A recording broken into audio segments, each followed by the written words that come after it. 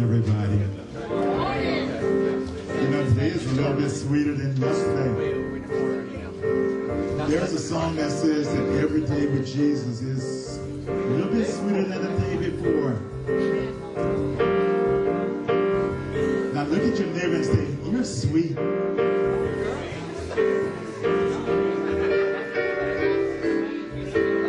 Now if standing as able, let's get up and praise God.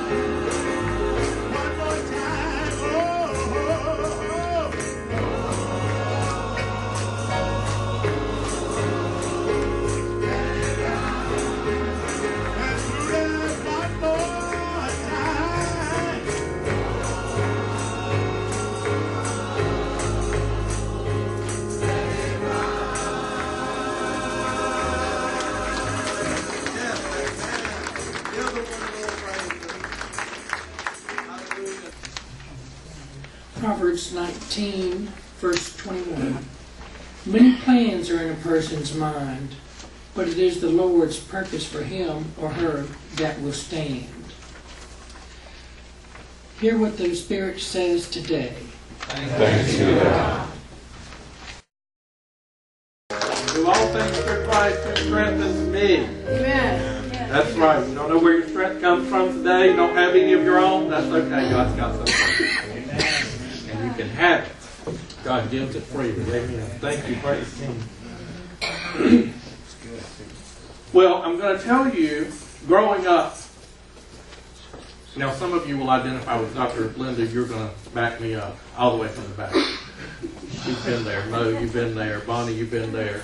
And, well, there's several of you that have been there that can back this up. That we grew up in churches that just about everything you did was a sin. Oh, yes. But you had a destination. And the destination was heaven. And it didn't matter what you had to give up here. It was just about keeping your eye on heaven. Because you just don't know when you're going to get to go. So just in case you have to go today, you just have to deny yourself any pleasure and any real happiness. Can anybody identify? Did you grow up that way? I mean, we didn't really know we were in bondage back then. We thought we were doing the right thing. We thought, you know, everybody lived like that. Well, if you didn't grow up that way, I bless you. You found out that you didn't have to live in that kind of atmosphere. Now, I want to tell you, I still want to get to heaven, whatever that is, although my theology of that is a lot different than it used to be. I'm not sure I believe in the heaven and the hell that's talked about in the Scriptures that are very literal these days, because for me, getting to heaven is really about just being with God, wherever God is in the spirit world. And hell is not being with God, whatever that means. Whatever that is.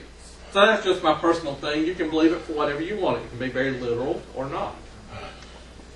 The thing is to not let it keep you in bondage. But the thing was that we had to have this goal out there. Now, there's nothing wrong with having a goal out there, is there? We want to have a prize at the end of the race. There's nothing wrong with that. That's a good thing. But we had to do it at any cost. There was only one way to get there. That was the straight and narrow. And for the straight, you know, around here, well, some of us, you know, most of us got left out of that immediately. We weren't supposed to have all the pleasures of life. I was a senior in college before I sneaked off to see a movie in a theater, because that was going to send me to hell. And it was a list of don'ts. You don't swear. You don't wear this. You don't wear that. You can wear polyester, but you can't wear gold. Oh, yeah. And you can't tattoo and you can't pierce, because that's defaming the temple of the Holy Spirit.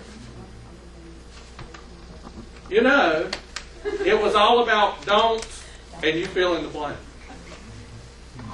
But if you don't fill in the blank, you would actually get to heaven on the day that you're called to glory.